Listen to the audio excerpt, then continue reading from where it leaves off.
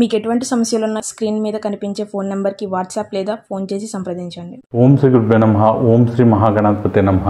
గాయత్రి జ్యోతిష్యం YouTube channel అంతగానో ఆదరిస్తున్న ప్రేక్షకులందరికీ కూడా మా కృతజ్ఞతలు తెలియజేసుకుంటున్నాం.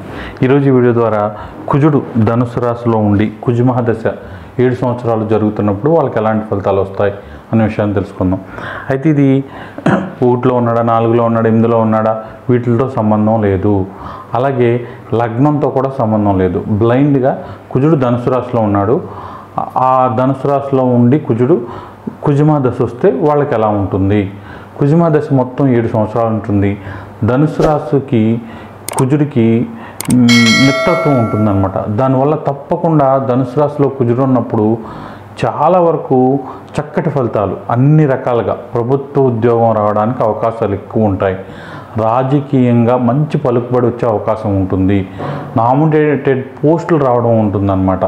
అంటే ఏంటంటే ఒకవేళ ప్రభుత్వ ఉద్యోగం లేకపోయినా ప్రభుత్వాన్ని శాసించే ఒక మంచి పోస్టులోకి వెళ్ళే అవకాశం ఉంటుంది. ధన సంపాదన కూడా చాలా అద్భుతంగా ఉండే అవకాశం ఉంటుంది. ఉన్నత స్థాయిలో ఉన్న ప్రముఖులతో ఉన్న పరిచయాలతో మంచి ఎదుగుదల అనేది కూడా ఉండే అవకాశం ఉంటుంది. ప్రభుత్వ ఉద్యోగులకు కూడా ప్రమోషన్లు రావడాలు, మంచి గుర్తింపు రావడాలు జరుగుతుంది. శత్రువులు మిమ్మల్ని ఏం చేయలేరు. చాలామందికి కొన్ని ఆశయాలు ఉంటాయి. నేను ఇది సాధించాలి, మంచి క్రికెటర్ అవ్వాలి, లేకపోతే గ్రూప్ 1 కట్టాలి, ఐఏఎస్ కొట్టాలి, ఐపీఎస్ కొట్టాలి. ఇలాంటివన్నీ కూడా ధనుసు రాశిలో కుజుడుండి కుజుమా దశ జరుగుతున్నప్పుడు తొందరగా అయ్యే అవకాశం ఉంటుంది. అలాగే వివాహం కాని వారికి కూడా, చాలా కాలంగా వివాహం కావట్లేదు అనుకునే వాళ్ళకు కూడా కుజుడు ఉన్నప్పుడు వివాహం జరిగే అవకాశం ఉంటుంది. ఎందుకంటే సంసారంకి సంబంధించి మెయిన్ పాత్ర అనేది కుజుడు పోషిస్తాడు. కాబట్టి ఏదో రకంగా అంటే ఏంటంటే ఇక్కడ ధైర్యం చేస్తారు. కొన్నాళ్ళుగా క్యాస్ట్ అనో, లేకపోతే అందమైన అమ్మాయినో, లేకపోతే ఉద్యోగం ఉన్న అమ్మాయినో, ఇలాగా చాలా ఫిల్టర్స్ పెట్టుకున్న వాళ్ళు ఈ కుజుమా దశలో ఏంటంటే కొంతవరకు ఎవరో కొంచెం చేసుకోవాలి, ఇలా ఒంటరిగా ఉండకూడదు, తోడు కావాలి అనే ఎక్కువగా అనిపిస్తుంది అనమాట. కాబట్టి ఈ దశలో ఖచ్చితంగా వివాహం అయ్యే అవకాశం ఉంటుంది. సంతానం కలిగిన వాళ్ళకి కూడా కుజుమా దశలో సంతానం కలిగే అవకాశం ఉంటుందన్నమాట. ఇక దీంతోపాటు ఈ కుజుమా దశలో గోల్స్ అచీవ్ చేయడానికి ఎవరైతే తాపత్రయపడతారో వాళ్ళకి ఖచ్చితంగా ఆ గోల్స్ అచీవ్ చేయడానికి రైట్ టైం. కాబట్టి ధనుసు రాశిలో కుజుడుండి కుజుమా దశ నడుస్తున్న వాళ్ళు ఈ దశలో బాగా ఫైట్ చేయాలి. అన్ని రకాలుగా కూడా ఉన్న శక్తిని అంతా కూడా పుంజుకుని ప్రయత్నిస్తే ఖచ్చితంగా జరిగే అవకాశం ఉంటుందన్నమాట. ఎక్కువ శాతం కుజుడు లగ్నాలకి, కుజుడికి సంబంధించిన లగ్నాలు 2 మేష లగ్నం కుజు, అలాగే వృశ్చిక లగ్నం వాళ్ళకి ధనుసు రాశిలో కుజుడు ఉన్నప్పుడు అద్భుతమైన ఫలితాలు వచ్చే అవకాశం ఉంటుంది. మిగతా రాశులకు రావా అంటే మిగతా లగ్నాలు ఏవైనా సరే మంచి ఫలితాలు వస్తున్నప్పటికీ వీళ్ళిద్దరికీ మాత్రం ఇంకా అద్భుతంగా వచ్చే అవకాశం ఉంటుందన్నమాట. ఇక దీంతోపాటు ఒక రకంగా ఈ కుజుమా దశ అనేది బిలో 40 ఏళ్ల లోపు వస్తే మాత్రం చాలా బాగుంటుంది. ఎందుకంటే ఏదైనా అచీవ్ చేయాలన్నా, ఏదైనా సాధించాలన్నా ఈ 40 ఏళ్ళ లోపే ఎవరికైనా మనిషికి ఎక్కువగా ఉంటుందన్నమాట. ఇక 40 ఏళ్ల తర్వాత ఈ కుజుమా దశ వస్తే దానివల్ల ఉపయోగం లేదని చెప్పను. మనం పని బాగా చేసుకుంటాం. ఎందుకంటే అప్పటికే కొంతవరకు మనం ఒక మైండ్ సెట్కి వచ్చేస్తాం. పర్మనెంట్ ఇక ఇదే దీంతోనే వెళ్ళాలి అనుకుంటాం కదా. ఆ టైంలో ఏదైనా బిజినెస్లు చేయడం, లేకపోతే కొంతవరకు ఫిజికల్గా వర్క్ సంబంధించిన వాటిలో ఇన్వాల్వ్ అవ్వడం వలన మంచి ఫలితాలు వచ్చే అవకాశం ఉంటుందన్నమాట. అంటే ఏంటంటే ఒకవేళ 40 తర్వాత కనుక కుజుమా దశ వచ్చిన వాళ్ళు ఉద్యోగం నుంచి వ్యాపారంకి మారడం చాలా చాలా మంచిదన్నమాట.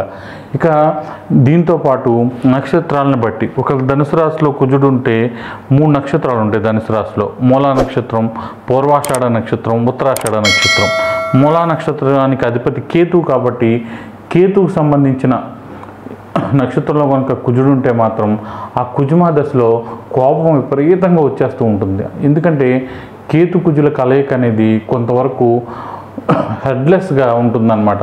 ఎందుకు కోపం వస్తుందో అర్థం కాదు. అతను ఏదో నిప్పుల మీద కూర్చున్నట్టుగా ఉంటాడు. ప్రతిదానికి కేకలు వేస్తాడు. వర్క్ దగ్గర కానివ్వండి, ఇంట్లో కానివ్వండి, లైఫ్ బాగానే ఉంటుంది, డబ్బు సంపాదన అన్నీ బాగుంటాయి.